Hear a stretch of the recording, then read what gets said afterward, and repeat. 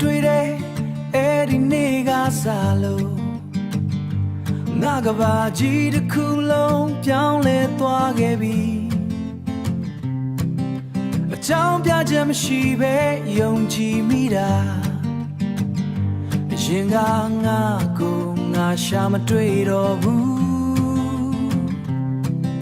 စကားလုံးတွေမလို့ဘူးမင်းရဲ့မျက်ဝန်းထဲမှာအားလုံးကိုမြင်နိုင်တယ်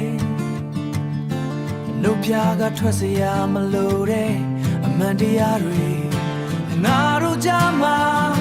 ရှိနေတယ်ယုံကြည်မှု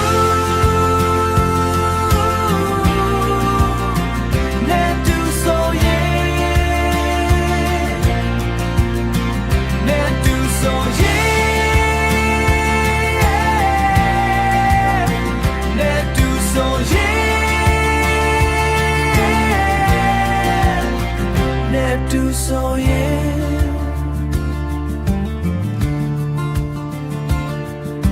အတားစီအလုံးကိုရင်ဆိုင်ဖြစ်မယ်